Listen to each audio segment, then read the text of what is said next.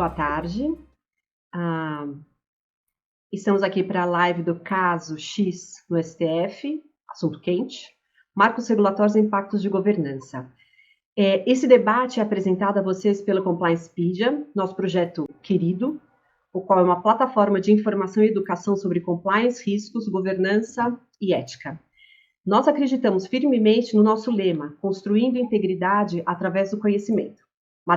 Esta é a materialização de um sonho compartilhado entre nós. Está faltando aqui o Danilo Bruno, entre nós, os cofundadores para consolidar e compartilhar as nossas expertises em conteúdos de alta qualidade.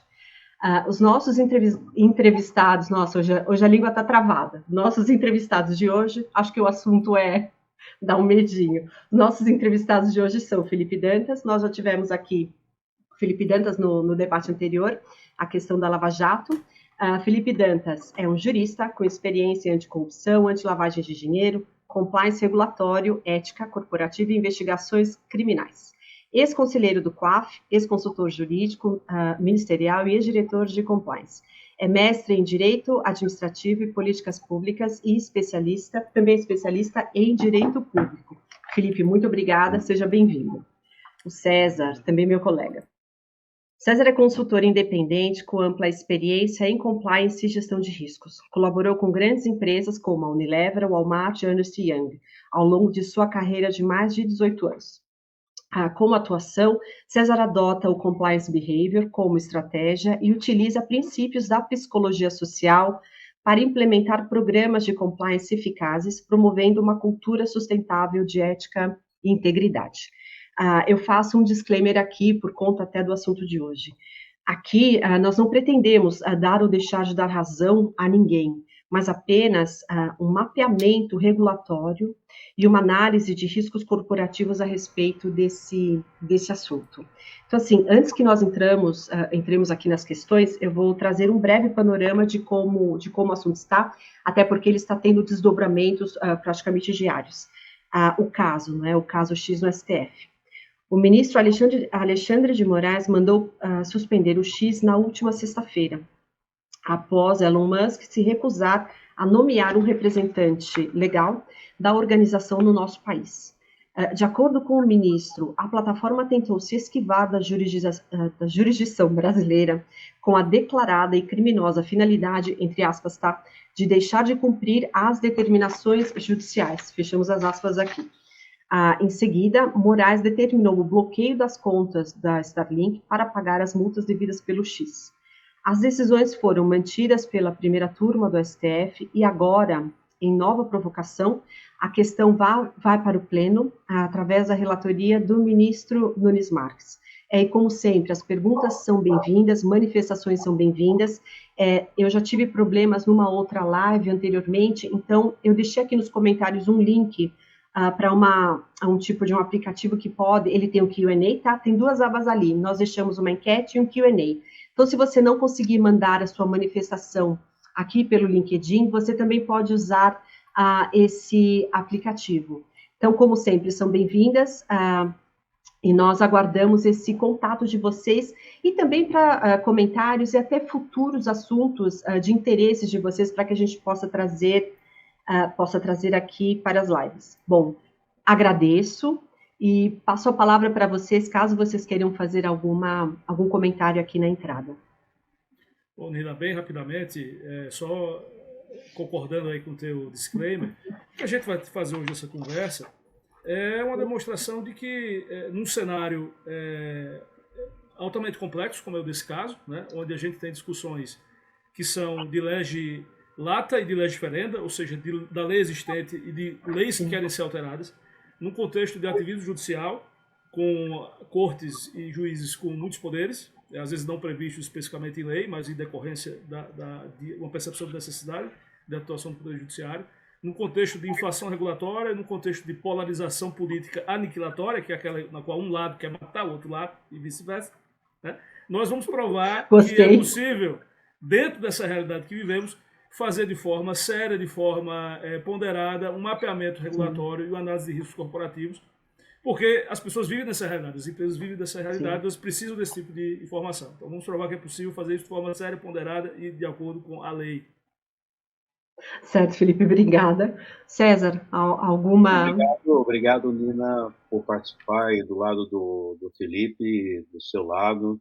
Vamos fazer uma análise de riscos, os riscos que vão afetar não só a empresa, o X a Starlink, mas as empresas que usam as plataformas, usam hoje o X para suas ações comerciais Sim, e sim. que há riscos inerentes nisso, a gente comenta durante o debate. Perfeito. Bom, agradeço de novo. E aí eu passo para as perguntas e lembrando, quem quiser fazer algum comentário ou até dar aqui um boa tarde para eu ver se os comentários estão funcionando, para eu conseguir me navegar aqui um pouquinho melhor. Sejam bem-vindos e muito obrigada. Bom, as primeiras questões eu vou direcionar para o Felipe. Felipe, a primeira questão. A falta de regulamentação das redes sociais contribui para esse tipo de desentendimento no Brasil? Falta clareza nas regras de atuação e limites de onde acaba a liberdade de expressão e a conduta questionável? Veja, Linda, essa é a pergunta fundamental porque toda a crise ela deriva dessa percepção. Né? É uma rede social, as pessoas publicam o que querem. E como é que, assim, o que é que o direito diz sobre isso? Né? E a gente tem que começar pela Constituição. Né?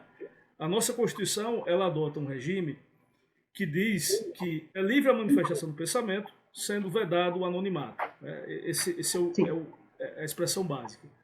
E a livre expressão da atividade intelectual, artística, científica e comunicação, independentemente de censura ou de licença. Então, veja, temos aí já muita coisa falada pela Constituição. Né? Então, não pode ter censura. O que é censura? Censura prévia. Né? Antes de alguém falar, ninguém pode proibir a fala. Não se pode ter exigência de licença, ou seja, não se pode exigir que quem vai falar obter algum tipo de permissão, algum tipo de licença. E é vedado o anonimato. As pessoas são livres para falar, mas como a nossa Constituição adota o regime de responsabilização a posteriori, eu tenho que saber quem está falando. Né? Então eu tenho que conhecer quem está falando. Né? E aí, mas assim, o que isso significa na prática? Assim, o que os tribunais entendiam sobre isso? Né? Existe uma ação muito importante julgada pelo Supremo, que é a DPF 130. Ela foi julgada em 2009 pelo Supremo. E essa DPF ela teve uma consequência prática muito interessante, que foi a de revogar a lei de imprensa, que vigia desde a Constituição anterior e que ela regulava a imprensa. Né? O STF, em 2009, ele entendeu o seguinte, que eu vou citar algumas palavras do STF. Tá? O artigo 220 da Constituição radicaliza e alarga o regime de plena liberdade de atuação da imprensa, falando que os direitos de personalidade, liberdade de pensamento, expressão e informação estão a salvo de qualquer restrição em seu exercício, seja qual for o suporte físico ou tecnológico da sua veiculação. O STF também falou, não há liberdade de imprensa pela metade ou sob as tenazes da censura prévia, sob pena de se resvalar para o espaço inconstitucional da prestidigitação jurídica. Aí veja só, silenciando a Constituição quanto ao regime da internet, não há como recusar à internet a qualificação de território virtual livremente veiculador de ideias e opiniões, debates, notícias e tudo mais que signifique plenitude de comunicação. Veja, essa foi a moldura que o STF já deu ao direito de liberdade de expressão em 2009 e que fez com que a lei de imprensa fosse revogada. Né? Agora, isso significa que eu posso falar o que eu quiser sem ser punido? Não, porque a própria Constituição prevê um regime de punição a posteriori. Né? Mas aí você pergunta, Felipe, a gente pode pensar em algum regime de proibição prévia do discurso? Tem coisas que a gente não pode falar previamente, né? Assim, que o governo, que o Estado possa dizer assim, a gente não pode falar. Existe uma doutrina que está na nossa Constituição também, que é uma espécie, vamos chamar assim, uma doutrina de discursos previamente perigosos, que deveriam ser impedidos, censurados desde o começo, antes da sua divulgação. Né? Por quê? Porque sua divulgação causa um dano irreparável. Né? Então, por exemplo, A própria Constituição, no artigo 220, lá da comunicação social, vai falar de alguns temas, tipo propaganda de tabaco, de bebidas alcoólicas, propaganda de medicamentos, o direito da família se proteger de programas de rádio e de televisão que contenham propaganda ou exibição de práticas que possam ser nocivas à saúde e ao meio ambiente, né? Sempre se houve um controle muito grande sobre espetáculos públicos, sobre material obsceno. Existe aquela classificação indicativa que é aceita como constitucional, né? Todo programa tem aquela classificação indicativa. Então, existe já no nosso direito a possibilidade de se colocar certos temas como passíveis... Felipe, desculpa, aí curiosidade, apologia ao nazismo entra ou esse tipo de ideia não? Apologia ao nazismo, apologia a qualquer crime. Crime, né? sim, crime. Apologia a qualquer crime é um discurso proibido a posteriori. Tá, não preventivo. Não, veja, porque aí a gente está falando de dois tipos de proibição. Existe uma proibição a posteriori, que é você falou, você vai receber uma sanção, ou penal, ou você vai receber uma indenização por danos morais, um pedido de indenização por danos morais, que você vai ter que pagar quem você ofendeu. E existem alguns tipos de discursos que podem ser proibidos previamente. Tá? A gente vai falar mais um pouquinho que tipos de discursos são esses. Eu estou só aqui dando um contorno mais geral. Né? A proibição ao nazismo, na lei que fala de proibição de discriminação, ele é um crime que é você fazer divulgação de símbolos, etc. Ele é punido a posteriori. Tá? Mas alguns discursos de ódio, eles estão nessa discussão que é de lege ferenda, né, que é da lei futura, se eles entram ou não no catálogo de discursos proibidos. Por enquanto não temos leis expressas sobre isso. Temos uma resolução que vale para períodos de eleição. A gente vai falar um pouquinho sobre isso mais à frente. Mas boa pergunta. Então, para deixar claro, são esses dois tipos de cenários. Né? E aí, isso é importante para esse caso, especificamente do Twitter. Você perguntou exatamente na hora certa, porque era o próximo ponto que eu ia falar, que é o de que existe uma discussão daquelas mensagens que foram, aquelas alegadas mensagens, que a gente também não tem confirmação se as mensagens são verdadeiras ou não, mas é o que a Anitta está falando, está noticiando, de que um dos pontos de inflexão entre a empresa e o tribunal era o fato de que durante o período eleitoral o direito admite que exista um discurso sobre veracidade do que é falado. Prévio, um discurso prévio. A questão das fake news, a questão de notícias, tem uma expressãozinha mais comprida que se usa. Publicações que difundam dados falsos, notícias fraudulentas ou fatos notoriamente inverídicos ou gravemente descontextualizados. Essa é a definição jurídica de fake news. Fake news. Então, existe, no período eleitoral, se admite que, por exemplo, programas eleitorais sejam retirados do ar, ou propagandas sejam proibidas de serem veiculadas sobre esse argumento. E aí, um dos pontos de inflexão, segundo as notícias publicadas ontem pela Folha, era de que o Twitter não queria usar esse tipo de moderação para além do período eleitoral. Sob um discurso de que, olha, se eu não estou no período eleitoral, se eu estou num período normal, eu vou prestigiar a liberdade de expressão, e se alguém mentir, se alguém ofender, se alguém fizer algo além do direito proibido, essa pessoa vai receber uma sanção. Eu não vou censurar antes, mas eu vou posteriormente depois. Exato. E o Twitter até ele fala, né, ele alega que eu criei uma ferramenta que é aquelas notas da comunidade, que é uma coisa bem interessante, que as pessoas podem se auto-checar. A comunidade faz aquela checagem. É um mecanismo até interessante de autorregulação de compliance. Sem dúvida. Então, nesse momento prévio da censura prévia, sempre existe essa preocupação de ser um discurso que, como tem um tempo curto, ele vai causar um dano enorme. Ou ele está incitando uma desordem social muito grande, um golpe. Você incitar golpe é crime, porque você está fazendo apologia de crime. Né? Então existe essa preocupação. Se você estiver fazendo isso, isso vai causar esse tipo de comoção e seria um discurso retirável do meio jurídico. Né? Então, a regra é essa. A questão é, os fatos se enquadram ou não nesse tipo de definição? Né? Os tribunais estão analisando. Né?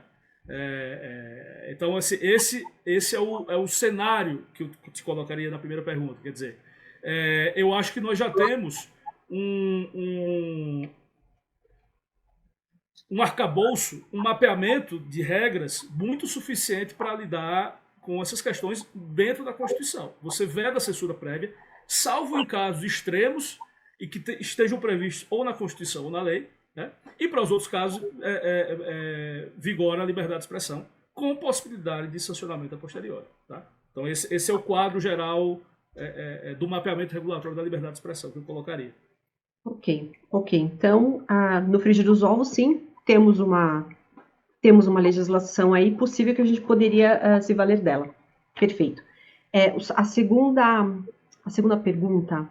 Nosso Marco Civil da Internet, a Lei 12.965 de 2014, então é uma legislação de 2014, ainda garante os direitos dos usuários? Ou é uma legislação, é uma lei que precisa ser atualizada frente a tantas mudanças como algoritmos poderosos e a influência que hoje as redes sociais possuem? Essa é uma consequência lógica da primeira, né? Quer dizer, nós temos uma regra, né? Boa parte dessas regras está na lei do Marco Civil da Internet. Esse marco ele pode melhorar, a gente pode pensar em mudanças, ele está atendendo, ele tá suficiente, né? Olha, há discussões sobre isso, né? Então, quem quiser mapear propriamente essa questão regulatória tem que estar atenado com as discussões, não só da lei existente, mas também das leis que se discutem, né? E o ponto de discussão em relação ao marco regulatório, ele está o famoso artigo 19 do marco regulatório, que ele diz basicamente o seguinte: as empresas de internet, as empresas que estão na internet, os sites, etc., eles não são responsáveis por conteúdo gerado por terceiros. É o caso clássico das redes sociais. Então, assim, segundo esse artigo 19, a rede social é um quadro em branco e que os usuários publicam nesse quadro. Sim. Isso no direito americano está até uma questão mais relevante, eles entram na seção 230 da Lei de Comunicações, a lei tradicional de comunicações dos Estados Unidos, segundo a qual eles não são editores, né? As empresas de redes sociais falam muito isso, nós não somos editores, né? Nós não fazemos nem moderação de conteúdo, nós apenas publicamos o que terceiros publicam, né? Isso tem até uma explicação. Por que é assim? Essa explicação deriva também do princípio da neutralidade da rede, né, que está no artigo 9º do Marco Civil, que diz que nenhum pacote de dados, nenhum conjunto de dados, nada que esteja na internet, ele tem prioridade em relação a outra coisa por questões de conteúdo, origem, destino, etc. Então, assim, a rede é de todos, a rede é livre. Ele tem um ideal até libertário que está na rede, né? Isso é materializado desse tipo de regra. A rede social ela não responde, né? Só que é justamente esse tipo de regra que causa problemas, né? Especialmente como você colocou na pergunta, por exemplo, algoritmos poderosos, né? Qual que é o efeito do algoritmo? O algoritmo ele cria um direcionamento de certos conteúdos ou impulsionados ou conteúdos que sejam virais para que as pessoas vejam nos seus feeds, nas primeiras páginas das suas redes ou das suas buscas, para que elas vejam mais determinado tipo de conteúdo. E isso é explorado comercialmente, explorado... Sim, o que já tem maior apelo, vai mais. Isso, mas às vezes esse apelo pode ser barrar ali no que a gente estava falando anterior, ou assim, artificial, ou esbarrar no que nós estávamos... Né? Exatamente. Por motivos políticos, exatamente. Etc. Então isso sempre gera algum problema, né? E aí existe um conjunto de leis e de regras que de certa forma, querem modular isso, né? Querem alterar o que está nessa lei para fazer um avanço regulatório, um avanço que eu digo, vai ir mais para frente. Eu não sei, pessoalmente, se é um avanço, alguns pontos eu acho negativos desse tipo de discussão, né? Por exemplo, a medida provisória 1088, de 2021, tentou fazer isso, mas se entendeu que não era algo urgente, né? E aí ela foi recusada. Mas aí também aí tem um PL 2630 que é urgente. É meio que, assim, os atores políticos também... É esquizofrênico, é esquizofrenia. Na verdade, assim, se é o do meu lado, é urgente. Se é contra o meu lado, não é urgente. É o jogo político, Tem um pouco, é o jogo político. Não é esquizofrenia, é jogo político. Exato. Existe um PL 592 de 2023 que cria a proteção da personalidade digital. Existe a resolução do TSE 23732 que está vigendo nessas eleições. E aí, assim, eu iria me estender demais se eu falasse de cada um. Mas, digamos que assim, falar. Já que a gente está falando assim de uma discussão do que existe, prática, do que se quer, né? Vamos dizer, pontos positivos do que se quer discutir, né? Transparência de algoritmos. Então, assim, se existe alguma forma de prática que quebre a neutralidade das redes, essa prática tem que ser transparente, né? Eu sou um consumidor, meus dados estão sendo usados, determinada publicidade está sendo endereçada para mim. Por quê? Eu quero saber por quê, né? Então, isso faz sentido, é uma coisa com a qual eu concordo, né? Regras de devida diligência para as empresas adotarem, para mapearem certos tipos de contas ou certos tipos de publicações que violem direitos ou sejam nitidamente criminosas ou envolvam pedofilia ou ameaças à ordem. Isso é legal. As empresas seriam obrigadas a ter esse tipo de cuidado. Elas próprias a fazerem a retirada. Isso, a retirada, ou uma suspensão, ou um alerta, né? Isso gera uma presunção. Isso juridicamente é muito interessante se for trabalhado, porque vai gerar uma presunção de boa-fé. É o que no direito americano se chama a presunção do bom samaritano. Quer dizer, se você está ajudando, significa que você está de boa-fé. Se você está agindo, você pode estar temporariamente pisando nos calos de alguém que esteja publicando, mas você está fazendo isso de boa-fé. Sem dúvida. Né? Foco no bloqueio de conteúdo. E para um bem maior, né, Felipe? Para um bem maior. Às vezes eu sou meio cético com essa questão do bem maior para alguns pontos, mas... para quem, né? Tem um aspecto utilitário, né? Então, assim, por exemplo, foco no bloqueio de conteúdo e não na remoção de contas, né? Salvo talvez... Reincidência reiteradamente, não é? Olha, nem reincidência reiterada eu bloquearia a conta. Eu trataria naquela questão de você pune o conteúdo, você retira o conteúdo, mas porque se você bloquear a conta, você entra em questões do tipo, você está afetando, às vezes o cara tem uma loja, o cara vive daquilo, é a personalidade digital, aquilo é muito importante para a pessoa. Então, você bloquear ou remover a conta, eu acho problemático, né? Mas, salvo no caso de perfis falsos. Né? Se é um perfil falso, se é um perfil que a pessoa usa para se esconder, então não é você ali falando, é um instrumento que você está usando, uma fachada, ok, aí eu acho que faz sentido você retirar, né?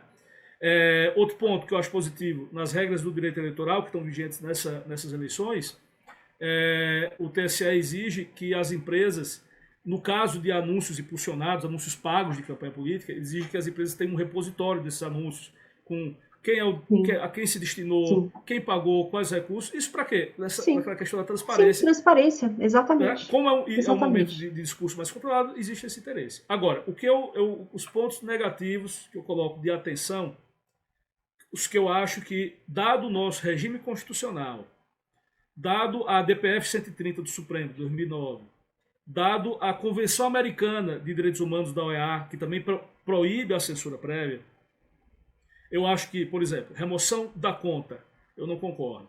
Eu acho que é inconstitucional. Você apagar a conta e o cidadão que publicou ali perder todos os seus dados e materiais publicados. Né? Sim. Já pensou, por exemplo, nós publicamos muito no LinkedIn. Já pensou se nós perdemos nossa conta do LinkedIn e tudo que já publicamos foi perdido? Nossa. Isso é uma agressão até aos nossos direitos autorais e a nossa personalidade digital. Né? Como eu falei, muita gente vive de internet hoje, muita gente monetiza seus canais, né? E às vezes são pessoas pequenas, às vezes não são os peixes grandes das relações, né? Então, eu nunca partiria para uma questão de bloqueio de contas, salvo perfis falsos, né? E também esse outro ponto que eu acho perigoso, eu acho que o tipo de discurso a ser proibido previamente ou censurado, ele deveria ser previsto em lei expressa. Tá? Sim, sem dúvida. E aí eu acho. E rol taxativo, né, Felipe? O rol taxativo. Exatamente. Item A, B, item. Rol taxativo. Você foi precisa na expressão, rol taxativo. Rol taxativo. Porque senão você cai num risco muito grande de você politizar isso. Sim, E e a aí interpretação cabe tudo, né? demais. Então, por exemplo, fake news, o que você acha? Eu sou contra a censura prévia de fake news. Porque, pela questão, quem é que vai dizer o que é falso ou o que não é falso? A Sim. própria ciência, ela se desmente com o tempo. As hipóteses são negadas, né? Então, eu acho um caminho muito perigoso. E aí, se você criar uma regulação de fake news, como necessariamente vai ser uma redação aberta, você vai estar dando poder a um órgão administrativo, a um órgão regulador, Sim. de dizer o que é ou não Sim. verdade. Aí e a pode gente vai virar um ter... censurador, né? Exatamente. O Brasil já passou por esse tipo de experiência, não foi legal. Avançamos, né? Tivemos a Constituição de 1988 e a DPF 130, na qual o Supremo Tribunal Federal decidiu em 2009 que qualquer forma de censura é abominável no nosso regime constitucional. Né? Tá. Então, se a gente estiver pensando em evolução do paradigma de regulação das redes, eu teria cuidado com esses pontos. Tá, ok. Ou seja, precisa de uma atualização muito cuidadosa. Exatamente. Ok, para a gente concluir aqui o ponto. Felipe, desculpa, vamos seguir, senão a gente vai se estender. Vamos lá, vamos Terceiro, acelerar. Tem coisa bem interessante aqui para perguntar. Redes sociais como o X são obrigadas a terem representantes legais no país? Esse é o cerne dessa questão. Isso, exatamente. Veja, é engraçado esse tipo de debate estar ressurgindo, porque lembra que eu falei que a DPF 130 revogou, quer dizer, declarou inconstitucional ou não recepcionada pela Constituição a Lei 5.250 de 67, que era a lei de imprensa da Constituição do regime constitucional anterior, né? E é engraçado porque um dos pontos dessa lei dizia o seguinte, que o jornal ou outro veículo de mídia, para ser admitido a funcionar, ele não poderia ser clandestino. E aí, o que era o jornal clandestino? Era o jornal não registrado, de cujo registro não conste nem o nome, nem a qualificação do diretor, ou redator e do proprietário. Quer dizer, exigia um registro do jornal. Então, assim, respondendo bem de pronto, não, nenhuma publicação se exige que seja registrada no Brasil. Né? O que existe no Brasil é que empresas, para funcionarem no Brasil, elas têm um processo de registro na junta comercial, no cartório, de registro de pessoas jurídicas, dependendo do tipo societário. Você, dependendo do tipo de negócio que você vai fazer, você depende da autorização de um regulador, tipo banco, precisa da autorização do Banco Central. Né? Sim. Redes sociais não dependem desse tipo de autorização. E aí é importante a gente ter em mente uma outra distinção jurídica. Uma coisa é a presença de uma empresa no Brasil e eu, do Brasil, conseguir acessar uma rede que está fora do Brasil. Para ter uma empresa funcionando no Brasil, ok, preciso de um processo formal de constituição, CNPJ, Receita, Cartório, Junta Comercial, etc. Né? Agora, uma empresa decidiu sair do Brasil, ou ela estava no Brasil, decidiu encerrou suas operações aqui. Eu posso continuar a comprar os produtos dessa empresa, eu do Brasil comprando os produtos internacionais. Eu uso alguns programas, por exemplo, de mapas mentais, que aplicativos. São aplicativos que não são vendidos no Brasil. Eu pago via PayPal para uma empresa estrangeira. E eu acesso na internet, que é a rede mundial de computadores, liberdade e neutralidade de rede, eu consigo comprar esse tipo de produto. Né? Eu acho até, por exemplo, perigoso um encaminhamento do cenário jurídico brasileiro para um momento em que pessoas do Brasil não possam comprar serviços no exterior. Isso sujeita o Brasil até a punições na Organização Mundial do Comércio. Outros países que sejam membros da Organização Mundial do Comércio podem dizer, poxa, Brasil, você não pode fazer isso não, você está me proibindo de eu vender um produto no seu país. Isso eu estou falando de venda, tá? O acesso a uma publicação estrangeira, aí isso eu não tenho nenhuma dúvida de que isso não é possível no nosso regime constitucional. Tá? Felipe, e nem ainda mais de forma genérica, como foi feito. Tá? Isso não se coaduna com o nosso regime constitucional, porque veja, aqui a gente não está falando nem de eu ter acesso a um discurso de ódio, a um discurso proibido, não. As pessoas estão sem acesso a toda uma gama... A toda a plataforma, todo o conteúdo, tudo. A toda uma gama de discursos, de conteúdo. Pô, tinha uns sites lá que eu adorava acessar receita de bolo. Né? Sim. Receitas de bolo que eram publicadas em jornais, mesmo nos períodos mais duros do Brasil, havia receitas de bolo publicadas. E hoje eu não consigo acessar uma conta do X, do Twitter, que publica receita qualquer de bolo. Uma. Né? Felipe, agora dúvida, aí é uma dúvida legítima minha. Mesmo levando em conta o arcabouço do Marco Civil da internet, o X não é obrigado pelo tratamento de dados? Não. Porque se fosse, qualquer pessoa jurídica que coletasse dados teria que ter a representação aqui. Exatamente. Felipe, eu estou achando todo mundo muito quietinho, tá? Eu não sei se não está vindo nenhum comentário, não está conseguindo fazer, ou nós deixamos nos nossos comentários tem um link ali para um aplicativo que é possível submeter as perguntas por ali também.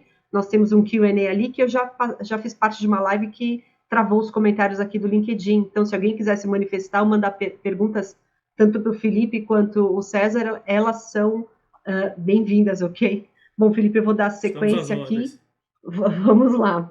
Então, passando para a próxima pergunta. Há grupo econômico efetivamente configurado entre a empresa X e a Starlink? Sim ou não e por quê? Nina, a definição de grupo econômico, a gente pode ter um grupo econômico de direito, no qual as empresas são coligadas, são dependentes umas das outras, subsidiárias, etc. Ou a gente pode ter a figura do grupo econômico de fato. Tá? Muitos ramos do direito usam essa figura do grupo econômico de fato para às vezes você tem uma pessoa jurídica que é a holding, ou você tem uma pessoa jurídica que é horizontal e ela coordena as outras, aí você tem que receber pagamentos, você tem algumas operacionais, muitos grupos grandes brasileiros se organizam uma pessoa jurídica por estado para seguir a regulação naquele estado, e aí se compõe no grupo econômico. Né? E geralmente o grupo econômico, hoje a definição mais complexa de grupo econômico, ela está na Constituição das Leis do Trabalho, né? Sim, e sim. Ela exige... Onde ele é mais usado, né? Acaba sendo mais usado. Onde acaba sendo mais usado, né? Bem lembrado. Existe uma razão para ser do direito do trabalho. Para isso, né? Os empregadores, às vezes você é fichado numa PJ lateral, mas quem tem dinheiro no grupo econômico para lhe pagar é a empresa que vende. Exatamente. E aí você vai naquela, né? Então, geralmente, assim, no cenário do grupo econômico de fato, você tem algumas regras, né? Você precisa ter um interesse integrado, você precisa ter comunhão de interesses, você ter uma atuação conjunta. E não somente os mesmos sócios, né? Não somente os mesmos sócios, às vezes não somente nem a mesma marca, você pode ter nomes distintos, nomes sociais distintos, marcas distintas e ainda assim ser um grupo econômico, né? Nesse caso que a gente está comentando, Starlink, né? Veja, a minha primeira impressão seria dizer que não tem. Por quê? O Elon Musk, ele é sócio, ele é o controlador, ele não é nem executivo das empresas, ele é o controlador das empresas, e na Starlink ela não é só dele, né? Ela é uma empresa pública, é uma empresa anônima, quer dizer, ela é negociada na bolsa. O caso do X, apesar de ela não ser uma public company, uma SA, mais, ela não é mais, mas ainda assim ele não comprou sozinho, ele comprou com uma gama de sócios, de investidores, então tem uma amarração muito complexa de negócios. Né? Ele é a figura da frente, né? Ele é o líder, o grande mentor de tudo, mas eu suspeito que até que ele não tenha o controle gerencial de fato. Né? Porque às vezes algumas coisas que ele fala a empresa não faz, ou faz contra. Né? Então, por exemplo, ele falou lá, não sei se foi ele ou se foi alguém da empresa, tá? Mas eu lembro que saiu essa notícia de que a Starlink não ia cumprir a decisão de bloquear o X até que os recursos fossem liberados. Pô, então não era grupo econômico, mas com essa decisão casada, aí teve cara de grupo econômico. Exatamente, quando o Starlink falou que não ia tirar o X do ar, né? Então aí ficou, né? Então assim, há um cenário complexo, e aí eles voltaram atrás, né? Mas assim, a minha primeira impressão, o arranjo que eu percebo é que não são um grupo econômico, né? Perfeito. Felipe, alguém fez algum comentário que veio como anônimo. Órfãos, sim, é verdade. Órfãos do X migraram para um app chamado Blue Sky, que não possui representante legal no Brasil também. Porém, as penalidades impostas ao X não são aplicadas ao Blue Sky. Exatamente. Não precisa. Exatamente. Não precisa. Bom, Então vamos dar sequência aqui. Alguma observação sobre as questões processuais deste caso, além das que você já fez? Ou podemos... Não, acho que sim, acho que é importante. Não entra muito bem na questão do mapeamento regulatório, mas o processo civil, assim, as regras do processo civil aplicadas no caso, elas são bem de vanguarda, né? Então, por exemplo, a gente está vendo muitas cautelares inominadas, né? Assim, cautelares com prescrições não previstas em lei, né? Estão sendo adotadas. Hoje admite-se que pode, mas há um movimento do direito processual para tentar dar uma equilibrada nesse tipo de questão. Na própria questão do grupo econômico, por exemplo, tradicionalmente, quando você vai afetar outra pessoa jurídica, você faz um incidente de desconsideração da personalidade jurídica, para determinar se é grupo econômico, para determinar se houve abuso. Sim. E foi direto, né, Felipe? Foi direto, eu não acompanhei, mas... Exato, foi uma decisão na cautelar, ela pulou esse ponto. E aí, talvez, por exemplo, discussões do tipo...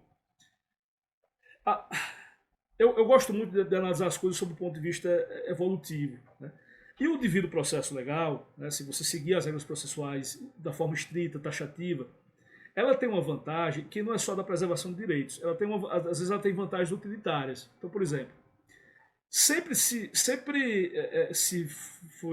viu de forma muito benéfica um certo distanciamento entre os tribunais de cúpula e os tribunais ou juízes operacionais que cuidam dos casos. E uma das razões desse distanciamento é para quê? Para que o juiz operacional, às vezes ele está mais direto, ligado no caso, ele é forçado a tomar medidas para cumprir a decisão. E aí você deixa aquilo, a possibilidade de recorrer daquilo para o tribunal de cúpula modular aquela decisão, você dá um distanciamento. Sim, né? sim. Eu acho que isso está faltando um pouco nesse caso. Né? Sim. Mas olha, isso é uma crítica que se faz ao STF. A própria ideia do STF ter jurisdição criminal, muitos juristas põe por terra isso, exatamente.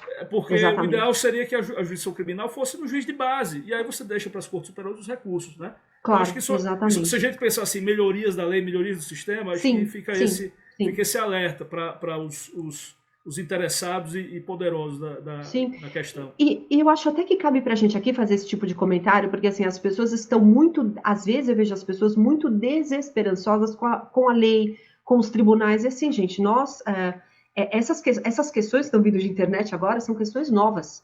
A nossa lei, é óbvio que ela tem vários dispositivos, tem muitas coisas que a gente consegue comparar com estruturas que já haviam no passado, mas tem muita coisa que vai gerar muita dúvida e que a gente vai bater cabeça até chegar num panorama mais favorável, não cedendo tanto para um lado quanto para o outro. Então, assim, essa desesperança, ok, nós que operamos no direito, a gente entende, mas faz parte do jogo. Felipe, então, olha, a sua última questão para a gente passar para o restante das questões, senão a gente não pega a parte governamental, compliance e governança da coisa. O Elon Musk falou em apreender o avião presidencial do Brasil. Isso poderia realmente acontecer? Eita ferro! Essa é boa. O povo está nervoso. Olha, algo parecido poderia acontecer. Isso não. Mas algo parecido poderia acontecer. Eu acho que ele falou dessa questão no contexto daquela apreensão que teve nessa semana do um avião venezuelano, né? Sim. Um avião do governo venezuelano. Você lembra que marca era, Felipe? Eu não consigo lembrar, não é um Embraer. Eu não lembro. É um americano mesmo. Eu não lembro que marca era. Tá. Mas a questão é que... E aí a gente entra em outro tipo de mapeamento regulatório muito fascinante, né?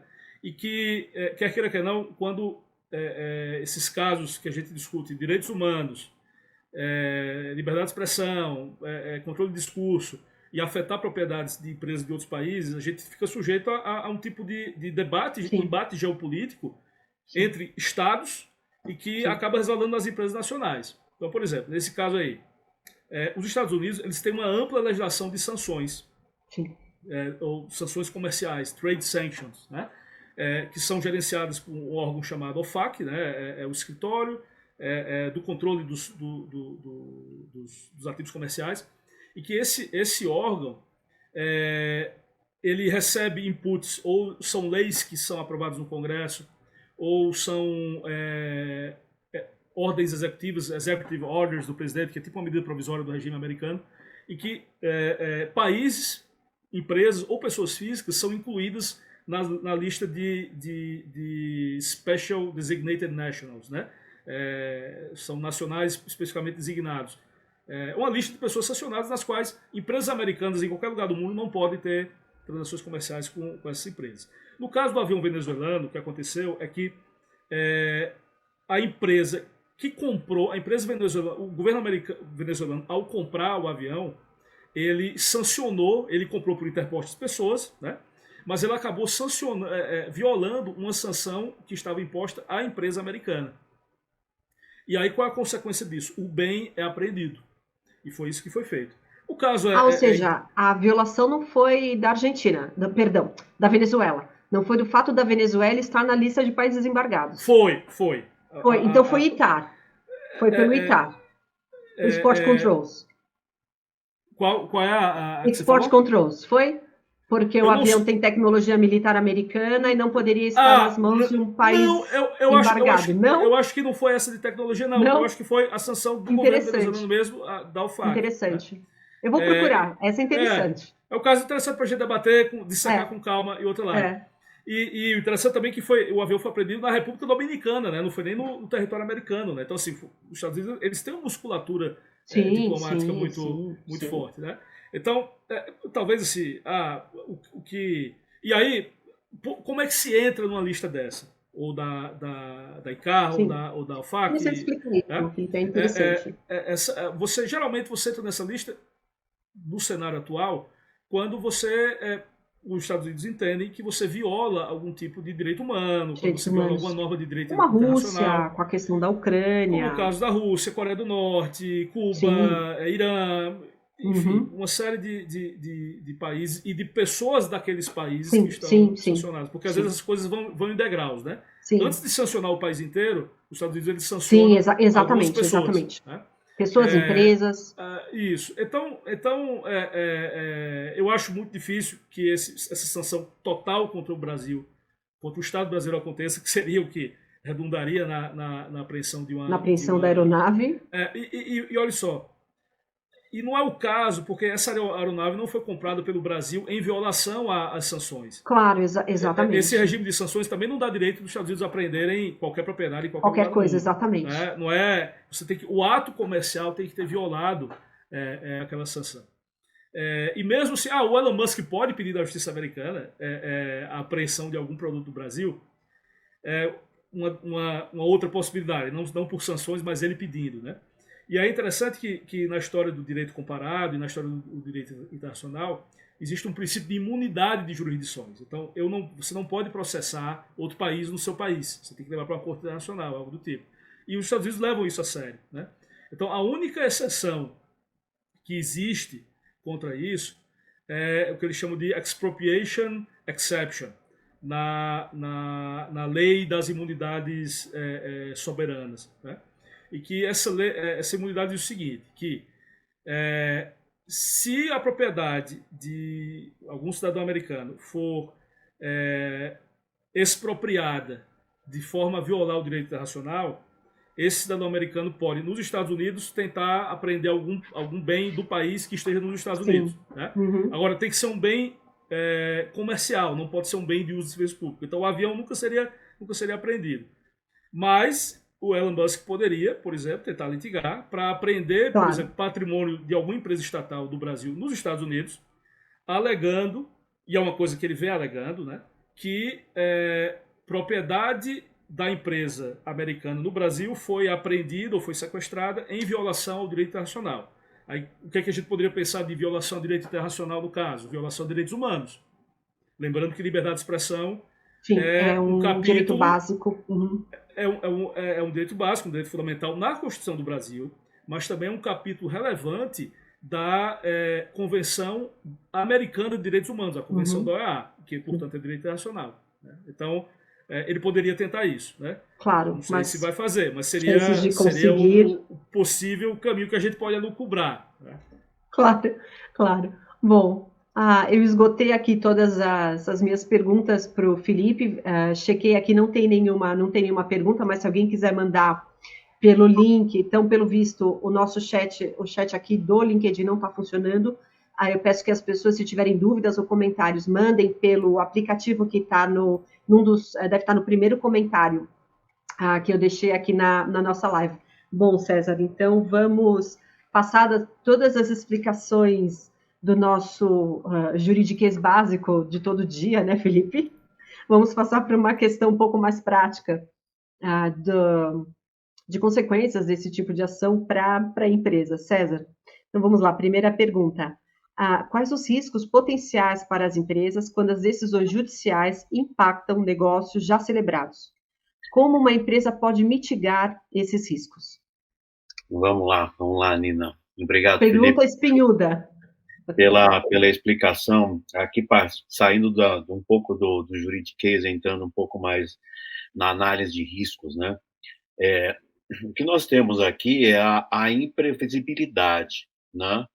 Porque em riscos, quando a gente faz o mapeamento de riscos inicial das empresas, a gente traça todos os riscos conhecidos, né? O que você acha que pode impactar de acordo com as regras do negócio, né? E tem um tipo de riscos que é o unknown unknowns, né? Que a gente fala que são riscos que você não conhece e que você nem imaginava que existisse, né? E essas decisões entram um pouco na imprevisibilidade, né, das decisões judiciais. Isso afeta, logicamente, diretamente negócios firmados.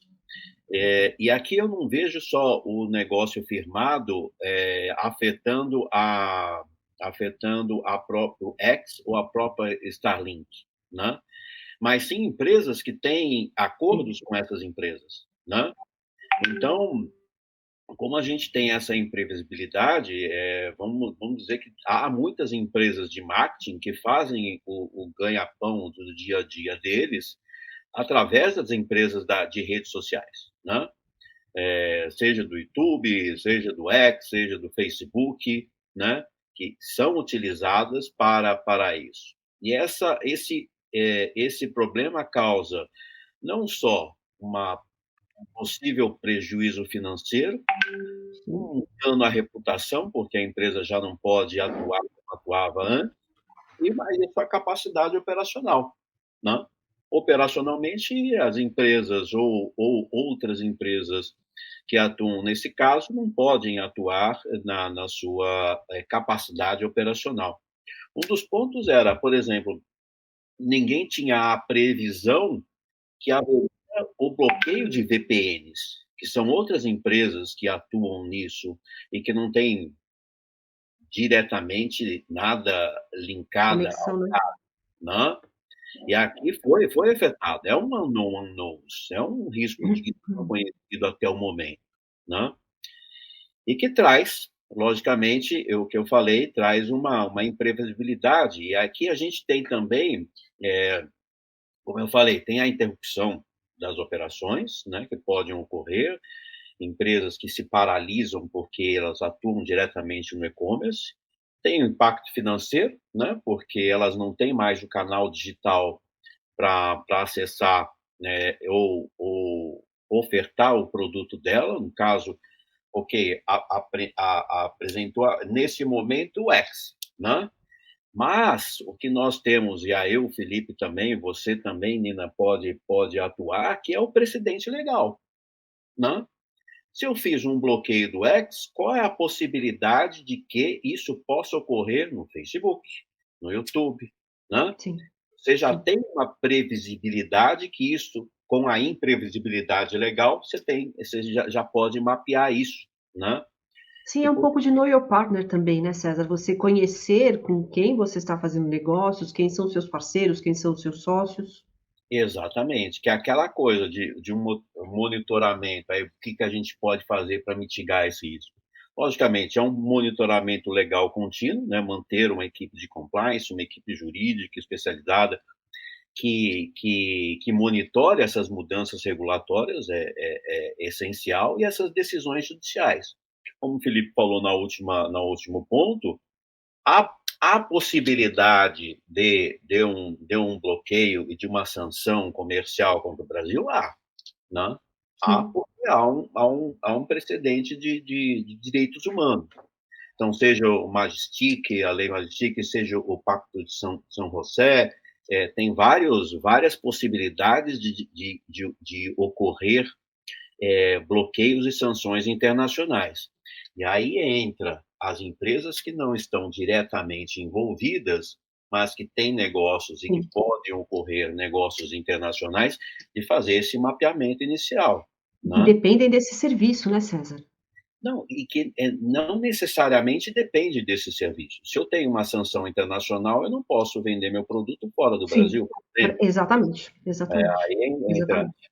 entra outros tipos de risco. Então, esse mapeamento inicial é importantíssimo já para que outras empresas fora do envolvimento da própria X, da própria Starlink, já mapeiem esse risco. Porque Sim, dependendo do cenário internacional, isso pode ir a pior ou não, né? sim, exatamente. E acho que também um bom, plano de gerenciamento de crises, talvez um plano de continuidade de negócios, não é, para você já ter ali uma substituição desse parceiro, desse serviço. Com César, certeza. continuando aqui. Como a mudança de regras pode afetar contratos e parcerias? Existe risco de rescisão de contratos devido à adaptação das empresas às novas normativas? São decisões judiciais, né? São decisões judiciais e uma mudança regulatória. Por isso que eu falei da imprevisibilidade, né? Há necessidade nos contratos, e aí o pessoal do jurídico pode ajudar ou verificar mais, que há necessidade de cláusulas contratuais em que Sim, sim. possa prever isso, Minimizar, não é? Prever e minimizar minimizar. cláusulas de força maior, Uhum, adaptação a novas normas legais, né? Porque aí dá uma margem, no caso da gestão de crises que você tratou, das empresas negociarem, ou sim, suspenderem ou até rescindirem os contratos, porque realmente houve uma, sim, uma mudança, jurídica, né? Uma mudança de decisões judiciais e mudanças regulatórias, né? O sim, problema é, como o Felipe faz, é que não há uma mudança regulatória, mas apenas uma interpretação. E isso traz a imprevisibilidade, né? É, e isso é o que a gente faz. Então, a gente tem os impactos, tem a renegociação de contratos, né? Por causa de parceiros de tecnologia, comunicação e marketing, muitas empresas de comunicação e marketing que atuavam diretamente no X foram afetadas sim, fortemente, sim, né? E decisões, por exemplo, apesar de ter sido revogada, a decisão inicial de uso de VPNs. Imagina quantas sim. empresas trabalham com VPN ou criação de empresas de VPN que seriam Claro, afetadas drasticamente com essa decisão. E aí vai, sim, impacto da ativação de cláusulas de rescisão, ruptura de parcerias, né? E aí, novamente, eu estou lidando com riscos, né? sim, Então, sim, o primeiro passo é fazer as empresas fazerem uma revisão e atualizar os contratos. Isso, logicamente, tem que ser feito regularmente, né? De sim, acordo com o monitoramento, mas isso tem que ser feito. É manter uma postura proativa nesses casos de negociação com seus fornecedores, com stakeholders, né? Porque causa uma ruptura de contrato bem sim, forte. Né? perfeito. Isso. César, vou seguir aqui, tá? Como as empresas podem gerenciar o impacto reputacional em casos onde a liberdade de atuação é questionada ou limitada? E aí, né, é engraçado, porque aqui tem 2 casos, né, um impacto e a empresa fica no meio termo, né. Por exemplo, do X. O X, muitas pessoas que utilizam o X prezam pela liberdade de expressão, né. Se de repente eu, como X, eu tenho meus clientes, eu como X, bloqueio e realmente tiro todos os usuários de plataforma e faço um bloqueio, a reputação dessa empresa referente a essas pessoas ou esse público, e aí tem aquela questão da briga política, né? Você afeta uma parte do público. Se você não bloqueia, e esse é o meu lema, né, de ter, no caso do X, de ter uma livre atuação, uma liberdade de atuação, você afeta o outro público, né? Então, há já um impacto reputacional que afeta os dois casos, né? Mas aí elas têm que alinhar as ordens judiciais, né? E verificar qual é o risco, né? Às vezes pode discordar. Então, por exemplo, a Starlink no início discordou de bloquear as ordens que elas achavam ilegais, argumentando pelo impacto financeiro que foi causado, né? Sim. Então, o que elas fizeram? Ela bloqueou mesmo o acesso ao X, porque, pela análise de risco e análise, provavelmente eles têm uma sala de crises, né, em que eles estão atuando e ver qual é a melhor forma de perda financeira ou perda reputacional, que, independentemente do caso, se está o correto ou não, já causou um impacto nelas, né? Sim. E eu acho que aqui também, sabe, César, cabe um tanto daquele. Todo provedor de serviços de internet, aplicativo, software, tem que ter aquelas cláusulas nas políticas de privacidade que suspensão de serviço por ordem judicial, tomada de decisões, retirada de usuários por ordem judicial, serão sempre obedecidas e não podem gerar nenhum tipo de retaliação, de pedido de indenização, qualquer coisa contra o provedor de serviços, né? Isso eu acho que é uma coisa que quem trabalha nesse meio tem que tomar muito cuidado, já prever esse tipo de crise ou de impacto nas suas políticas de privacidade ou de oferecimento dos serviços para os seus usuários ou consumidores, né? Exatamente. E é aquela coisa, o que eu faço para mitigar isso, né? Então, na verdade, você tem que conhecer, você tem que fazer due diligence, conhecimento profundo dos seus parceiros, né? Porque se não vai com a sua ideia de visão ou missão, né? Casos como esse que causam uma duplicidade de informação entre bloqueio, não bloqueio, ou atender o judiciário, não atender o judiciário, né? Pode afetar drasticamente se você depende daquele parceiro, né? Perfeito. E o desenvolvimento de gerenciamento de crises, né, e o investimento de uma comunicação estratégica. Então, você tem que sempre que estar na mídia, de stakeholders, em fóruns internacionais, você sempre está participando. Teve o caso da B20, em que a gente discutiu recentemente casos de compliance e integridade. Então, as empresas sempre têm que estar participando desses fóruns. Sim, sem dúvida. César, a última pergunta aqui. Hipoteticamente falando, como as empresas podem tratar a riscos geopolíticos, estando situadas em um país visto como violador de direitos humanos e ou alvo de sanções internacionais? Aqui foi o caso. Essa é outra pergunta dura. Aqui foi o caso que o Felipe trouxe na última abordagem, né? Há dois pontos aqui, né? Uma coisa é você seguir as leis, e o STF joga muito com isso. Se você está no Brasil, você tem que seguir as leis brasileiras, né? Essa é a argumentação. No entanto, as empresas, e quando faz o mapeamento de riscos, de compliance, compliance regulatório, ela também tem que seguir as leis internacionais, né? Ela também tem que seguir FCPA, que tem a questão de governança, a GDPR, LGPD aqui no Brasil, tem leis internacionais. Competência, sem dúvida. E se, de repente, você, no Brasil, segue uma lei que internacionalmente é vista como contra os direitos humanos, né? você está infringindo uma lei internacional. Então, você também pode ter impactos internacionais, né? De estar, logicamente, tem argumentação jurídica depois, mas há um risco geopolítico aí, né? E há também os riscos o que eu falei das sanções comerciais.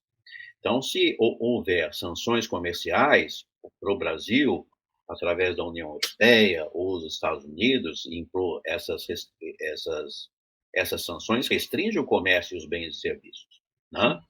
Então, isso tem que ser visto. Retirada de investimentos também é um ponto, isolamento econômico e diplomático do Brasil, né? Tudo isso. Então, você pode utilizar a FCPA, utilizar, no caso da GDPR, né? De dados, de fornecer dados de usuários que solicitavam, que a justiça solicitava dessas pessoas, né? Ou o caso da Malistic, que vai, e do Pacto de São José, que afeta diretamente os direitos humanos. E aí é o geopolítico. E como eu falei, dependendo do quadro que a gente verifica na própria eleição americana, dependendo do novo presidente ou da nova presidente, né, o cenário muda. Sim, sim. Então, os riscos de sanção, dependendo do cenário, muda. E aí que as empresas têm que estar, pela sua governança e pela sua mapeamento de riscos, estar bem alinhadas com esse ponto. Porque não é só o bloqueio do X, né? O que o bloqueio do X já causou diretamente de impacto para as empresas diretamente ligadas a isso, e causará impactos caso tenha sanções ou sanções internacionais referentes a ir contra os direitos humanos que ocorreu no bloqueio e no acesso de todo o público brasileiro referente a essas plataformas. Certo, certo. Felipe, você quer adicionar algum comentário? Ou alguém quer fazer algum comentário? Temos alguma coisa da audiência? Se não, só aquela questão do que os usuários migraram para o Blue Sky e ninguém mais fez nenhuma pergunta. Olha, eu vou compartilhar um caso que me chegou numa aula. Né? Alegadamente é um caso real, a pessoa falou como se fosse um caso real. Ela soube do âmbito profissional dela. E o caso é que uma empresa brasileira que mantinha uma espécie de concessionária, ela representava uma empresa estrangeira aqui no Brasil. Ela vendia o produto de uma empresa estrangeira. E essa empresa estrangeira era de um país sancionado, né? Tanto pela União Europeia quanto pelos Estados Unidos. E é um produto de internet, um produto virtual, que é vendido aqui no Brasil. E aí o hub de pagamento, uma dessas plataformas, não era um banco, era uma dessas plataformas de pagamentos, glosou os pagamentos. Sob a alegação de que ela era uma empresa estrangeira de um país sancionado aqui no Brasil. Né? Certo.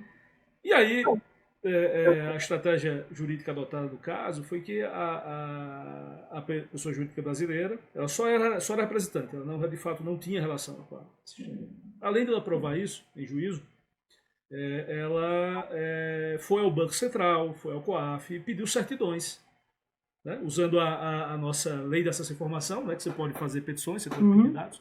Ela pediu, olha, me informa se o país X está sancionado pelo Brasil. E não está, o Brasil não sanciona. O Brasil não tem um programa de sanções. Poderia ter, né? Se compromete a ter, segundo os tratados contra o financiamento do terrorismo, mas não temos nenhuma lista de sancionados. E a resposta dos órgãos reguladores que seguiram a lei dessa informação foi: olha, não, o Brasil não sanciona esse país, não tem. E aí o advogado brasileiro foi à justiça e que provou: olha, juiz, invocando o Código de Defesa do Consumidor como destinatário final do produto bancário oferecido, do produto de pagamento oferecido, e provando que não tem nenhuma sanção, não tem impedimento, ordene a essa pessoa jurídica que me pague. Né? E tal foi feito, e assim foi feito, quer dizer. E aí, então, sob o ponto de vista da jurisdição brasileira, um cenário de sanções não afetaria, assim, entre aspas, o cotidiano jurídico interno do Brasil.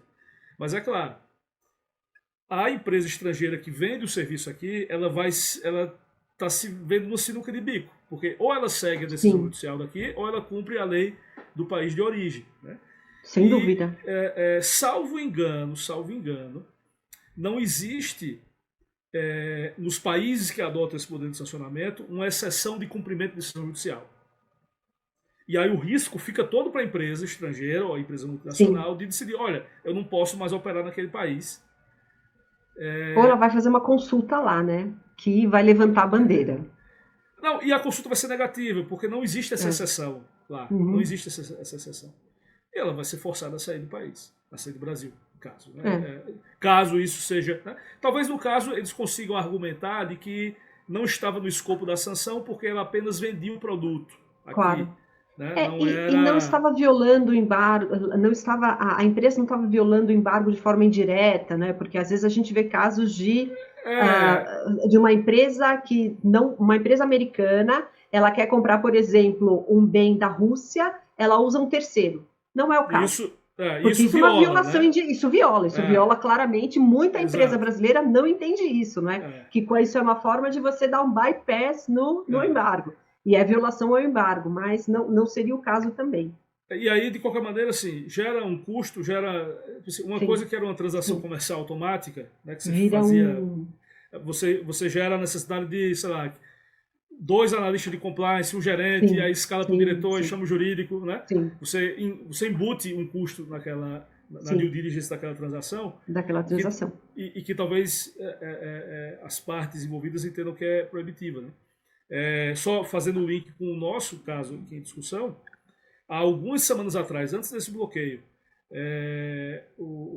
na primeira intimação, na segunda intimação que se intimava que o X apresentasse o representante legal no Brasil, o X veio a público e disse, olha, não temos mais representante do Brasil, estamos fechando as operações no Brasil.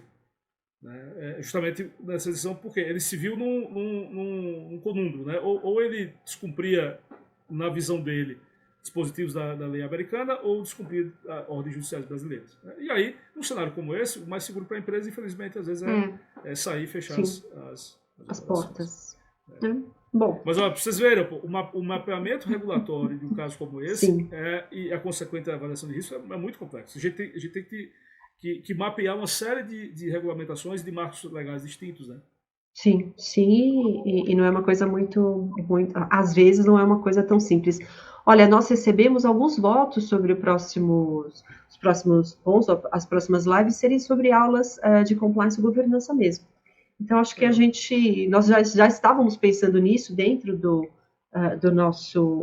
CompliancePedia, e logo vocês vão ter aí outros painéis como esse aqui, mais focados em conteúdos, mas no formato de aula mesmo, que eu acho que é uma coisa bem interessante. Bom, não tenho mais perguntas, acho que nós podemos encerrar aqui a transmissão.